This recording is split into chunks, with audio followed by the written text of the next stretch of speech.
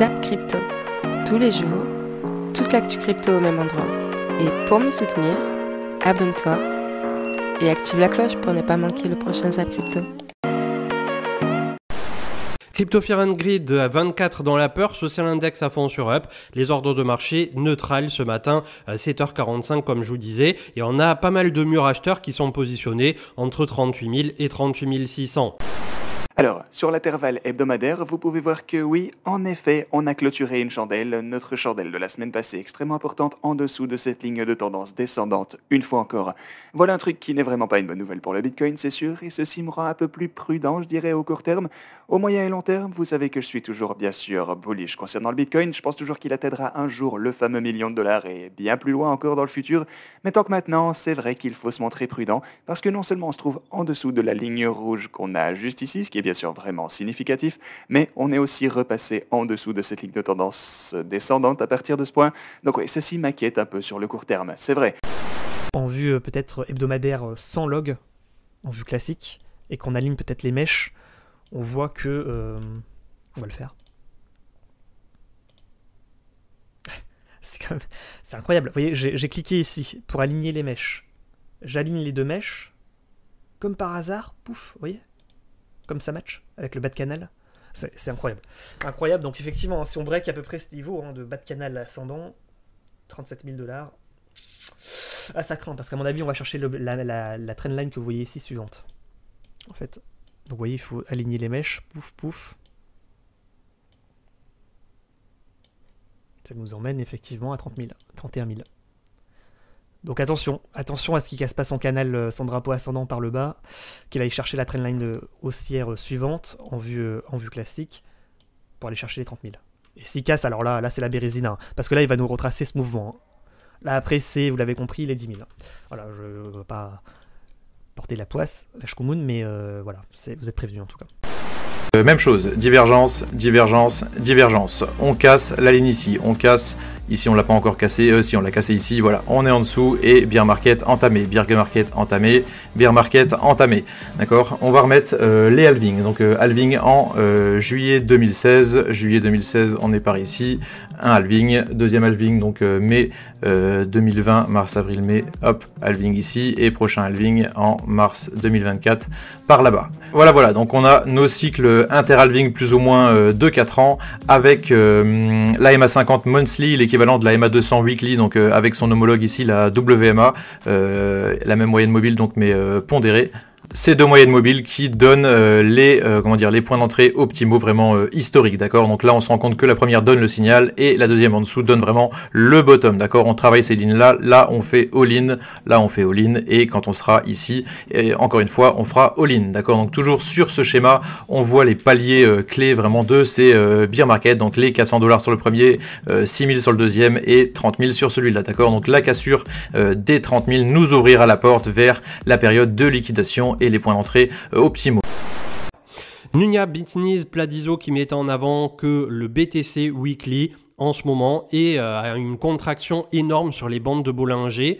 6 fois sur 8, les dernières fois qu'on a eu une telle contraction et un momentum qui était aussi à plat, on a été en positif. Donc 6 fois sur 8, c'est pas 100% de chance du temps, bien évidemment, surtout que là, le cours nous montre un peu le contraire à court terme, mais ça démontre qu'effectivement, on entre dans une zone où ça a tellement été à plat si longtemps que le prochain mouvement va être d'une grande envergure, et c'est ce que je vous disais au cours de la semaine dernière.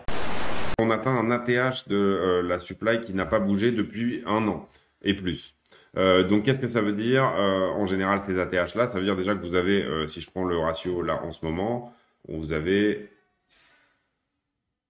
63,70% des bitcoins qui n'ont pas bougé depuis 1 an et plus. Donc ça veut dire que ce sont des gens qui ont un comportement d'investisseurs long terme et qui ont un comportement qui peuvent regarder le prix faire des grands yo-yo, ils ne vendront pas, d'accord. C'est un petit peu comme regarder l'offre illiquide et également l'offre illiquide, c'est ce que je vous explique de temps en temps. Je vous dis qu'elle est totalement elle est divergente avec le prix, c'est-à-dire que l'offre illiquide en ce moment, elle est en train d'augmenter énormément alors que le prix avait diminué. C'est tout ce qui s'est passé pendant cette grande baisse là depuis novembre dernier. Et l'offre illiquide, il faut bien comprendre que qu'est-ce que ça veut dire? Ça veut dire que vous êtes sur des gens qui n'ont pas un comportement vendeur. Ici, on avait un ATH, vous comprenez, 63,22. On avait déjà un ATH précédent et on était en début de bull run. On était juste à la fin. Là, c'est cette espèce d'énorme bar Simpson qu'on avait fait en 2020, donc août 2020 et deleveraging et moins 20% en septembre. Et en fait, c'était le début d'une grande montée. Ici également, là, on était à 61,2%. Vous voyez qu'on est quasi au plus bas de 2015, juste avant 2017. Ensuite, là, ça distribue. Les coins changent de main, hein, bien entendu. Ici, on avait eu aussi un niveau assez important là, autour des 57 et on était quasi au plus bas de marché aussi. Et là, on avait eu un niveau assez important juste avant, un très fort mouvement. Ethereum pour sa part, 2900 ce matin, lui est un peu mieux foutu, j'ai envie de dire, que Bitcoin toujours. Le souci, c'est que d'un point de vue fondamental ce coup-ci, on a bel et bien les sons de cloche qui sont en train d'arriver, qu'on aurait un report du merge. La migration d'Ethereum ETH vers le Proof of Stake, repoussée encore une fois au 3e trimestre 2022. Il repousse. Mais bon, moi je préfère, comme j'ai déjà dit, je préfère que ce soit long Ethereum. Ça me dérange pas que ETH 2.0 sorte en 2026, 2027, je m'en fous. Tant qu'il soit bien correct, franchement à long terme, ça va être une tuerie Ethereum 2.0. Si tout ce qu'ils ont dit sur le papier se concrétise concrètement et normalement, logiquement, c'est ce qui devrait arriver, ça va être vraiment incroyable. Et on risque d'avoir un Ethereum qui va être vraiment pricé au niveau de la hausse. Ça risque d'être assez énorme et ça ne m'étonnerait pas que Ethereum arrive parmi la première crypto en termes de capitalisation. Donc, le Web3, ça comprend énormément de choses. C'est pour ça que c'est un mot valise qui est très très pratique pour les personnes qui travaillent sur le futur d'Internet. Et en fait, il y a aussi à prendre en compte là-dedans que le Web3, c'est aussi toute une philosophie. Donc c'est le retour à la propriété de nos informations, de nos données, et à la liberté de les modifier, mais seulement pour celles qui nous concernent. Donc c'est assez intéressant. La plateforme Realty qui vient de lancer son protocole qui se nomme RMM et qui permet l'emprunt de crypto grâce à ses propriétés immobilières. Et pour rappel, Realty est une plateforme qui s'est lancée en 2019 et qui permet l'investissement dans l'immobilier via ce que l'on appelle la tokenisation de l'immobilier.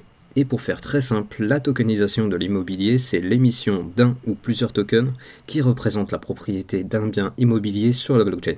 Et donc la plateforme Realty propose aux particuliers d'acheter la propriété d'une fraction d'un bien immobilier aux USA sous forme de NFT. Donc en gros, la tokenisation de l'immobilier permet de créer un registre qui récapitule à qui appartient l'ensemble des biens immobiliers sous gestion grâce à la blockchain. Et pour faire un comparatif avec la France, ici la blockchain représente le registre du cadastre qui comporte toutes les informations sur la propriété de l'ensemble des propriétés en France. Et la différence est que la blockchain permet une facilité et une rapidité de gestion de ces informations qui est incomparable avec les registres utilisés actuellement. A savoir que pour le moment en France, il n'est pas possible de tokeniser un bien immobilier à cause d'une loi qui impose que le propriétaire doit être pleinement identifié au niveau des impôts. Et donc aujourd'hui, la société Realty qui propose ses services aux USA rajoute un nouveau service via son protocole RMM qui permet désormais d'emprunter de la liquidité grâce à sa propriété immobilière. Ce qui veut dire qu'aux USA, il est désormais possible de tokeniser un bien immobilier et de se servir de ces tokens comme collatéral pour pouvoir emprunter d'autres cryptos. Ensuite, les news. Plus de 50% des Français de 18-25 ans sont intéressés par les crypto-monnaies et tokens non fungibles NFT. Très intéressant parce que pour l'instant, je trouve au niveau des stats, on était plus sur environ 25-30 ans, voire un peu plus, et moins les jeunes. Et j'ai remarqué qu'il y avait plus de personnes de plus de 60 ans que de personnes de moins de 18. C'est quand même fou. Et là, du coup, ça commence petit à petit à s'intéresser. Je vois de plus en plus de contenu sur les cryptos, au niveau de TikTok, etc., sur les réseaux beaucoup plus jeunes. Et du coup, ça peut être intéressant. En dessous de 18 ans, voilà, il y en a très peu. Après 18-25 ans, c'est plus sa tranche d'âge. Et je pense que petit à petit, ça va venir de plus en plus. Le Kazakhstan qui va modifier le système de taxation des mineurs. En effet, on apprend que le ministre de l'économie kazakh est en train de travailler sur une nouvelle forme de taxation des mineurs en basant l'impôt sur le prix du bitcoin. Et ce changement aurait pour conséquence une augmentation des taxes que les mineurs devraient payer, et le ministre a clairement déclaré que le pays avait besoin de prélever plus d'impôts, et donc il souhaitait augmenter la charge fiscale sur les mineurs. A savoir que le gouvernement avait déjà imposé une taxe de 20 centimes par kilowattheure qui avait eu pour conséquence de multiplier par 10 la facture des mineurs. Bref, alors qu'il y a un an, le gouvernement accueillait les mineurs à bras ouverts suite à l'interdiction de la Chine, la nouvelle charge fiscale qu'ils veulent imposer pourrait avoir comme conséquence une nouvelle migration qui pourrait profiter à la Russie qui, elle, va chercher à attirer ses mineurs sur son territoire grâce à une nouvelle législation qui va encadrer l'industrie du minage. Mise à jour de sécurité à effectuer absolument de votre côté, que vous utilisiez Google Chrome ou Brave qui utilise un noyau Chromium. Donc faites attention autour de ça. Il y a une faille 0 day qui a été trouvée dans l'exécution de code arbitraire au niveau de votre navigateur. Donc clairement, comme on utilise des MetaMask, etc., on ne veut pas voir nos fonds s'envoler pour un oui, pour un non. Donc pensez régulièrement à mettre à jour. La plupart du temps, ça se fait de manière automatique. Vous n'avez même pas besoin de le forcer, mais vos navigateurs. Partons maintenant aux USA avec Biden qui a choisi le professeur de droit Michael Barr pour devenir le prochain vice-président chargé de la supervision de la Réserve fédérale. Et si je vous parle de cette nomination, c'est parce que Michael Barr est un ancien conseiller de Ripple, mais attention, cette nomination doit tout d'abord être confirmée par le Sénat américain. Et donc si cela devait arriver, on aurait un responsable qui a des liens avec le monde crypto et surtout avec Ripple, qui serait désormais chargé d'élaborer des recommandations politiques concernant la supervision et la réglementation des banques pour le conseil d'administration de la Fed. Bref, vous l'avez compris, cette nomination mettrait en poste une personnalité pro-crypto à un poste clé des décisions de la Fed. Et suite à cette annonce, le cours du XRP a très bien réagi, car comme je vous le disais en intro, le token a surperformé le marché avec un plus 8%. Au niveau de la Russie, le ministre des Finances qui voudrait légaliser directement les digital currency comme un moyen de paiement. Donc à voir ce que ça pourrait donner. Si ça va dans leur sens, malheureusement, ça risque de tomber sous le coup de la régulation immédiate et pleine et entière des pays européens et des États-Unis qui essaieront de contrer ça absolument pour qu'ils n'échappent pas à leurs sanctions. Donc je ne sais pas du tout ce que ça peut donner. Partons maintenant au Brésil avec le Sénat qui est en train de préparer une loi qui se nomme Loi Bitcoin. A savoir que d'après Chainalysis, le pays est en 14e position en termes d'adoption des cryptos, et le pays a déjà validé 5 ETF en lien avec les cryptos. Donc le Brésil est déjà très avancé dans son utilisation des cryptos, et c'est pour cela que le Sénat estime qu'il est désormais temps que le cadre législatif se mette à jour. Concrètement, cette loi Bitcoin va permettre au président d'identifier ou de créer une agence de réglementation qui aura pour mission de superviser le marché. Alors, ce zap t'a plu? Dis-moi en commentaire quelle est l'actu qui t'a le plus intéressé.